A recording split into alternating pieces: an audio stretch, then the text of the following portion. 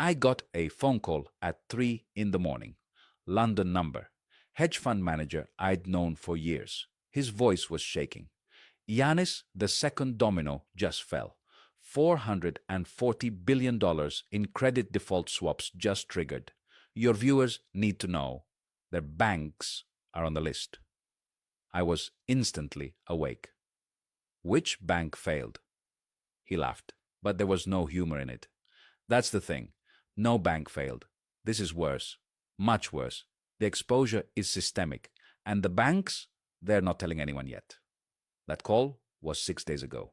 Since then, I've been making calls to contacts in Frankfurt, New York, Singapore, Brussels. What I've learned should terrify anyone with money in a bank account. Because the first domino I warned you about 3 months ago. It was just the beginning. The second domino didn't just fall. It triggered a cascade that's already in motion. And most people won't realize what's happening until their ATM stops working. Let me take you back to that first video because you need to understand the sequence. 3 months ago, I warned about Credit Suisse's collapse and what it revealed about banking system fragility.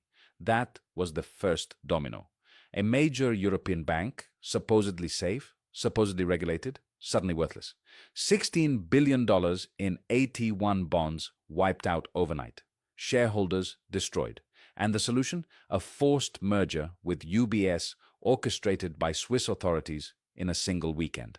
At the time, officials said it was contained, an isolated problem, a unique situation. The banking system was sound. I said then that they were wrong, that Credit Suisse wasn't the disease, it was a symptom. The real disease was systemic overexposure to instruments nobody fully understands. And the most dangerous of these instruments, credit default swaps. Now the second domino has fallen, and it's not a bank, it's the shadow banking system itself. Here's what actually happened. You won't find this in mainstream news yet because the institutions involved are working desperately to contain the story. But the data is there if you know where to look.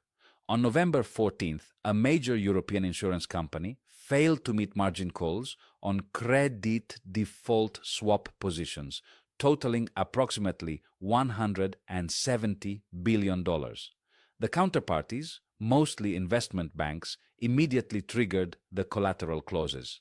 That forced liquidation of assets, which triggered more margin calls across the system. Within 48 hours, the total exposure that got pulled into this cascade reached $440 billion. You need to understand what credit default swaps actually are, because this is crucial. They're essentially insurance contracts on debt. If a company or country defaults on bonds, the credit default swap pays out. Sounds simple. Sounds like reasonable risk management. Except the market for these instruments is enormous, largely unregulated, and catastrophically interconnected. The global credit default swap market is worth approximately $26 trillion. Let me say that again. 26 trillion. That's roughly 1/3 of global GDP. And here's the terrifying part. The same institutions that sell these insurance contracts also hold the very debt they're insuring. It's like a homeowner selling fire insurance on their own house to themselves. The conflicts of interest are staggering. The systemic risk is almost incomprehensible. I learned about credit default swaps the hard way. During the Greek debt crisis, I watched these instruments turn a manageable problem into a catastrophe. Greek government bonds were worth less. Everyone knew that. But the credit default swaps on Greek debt, they amplified the crisis by creating perverse incentives. Investors made more money if Greece defaulted than if Greece recovered. So they pushed for default. The instruments that were supposed to reduce risk were actually increasing it. That experience taught me something crucial. These instruments don't exist in isolation. They're networked. When one credit default swap triggers, it creates pressure on related positions. Those positions trigger their own collateral requirements, which creates more pressure. It's a cascade, a domino effect. And once it starts, it's almost impossible to stop without massive central bank intervention. Which brings us to what's happening right now. That 440 billion in triggered positions didn't just disappear. It's sitting in the books of major financial institutions, banks that you've heard of, banks where you might have accounts, banks that are scrambling right now to figure out how to meet their obligations without triggering further cascades.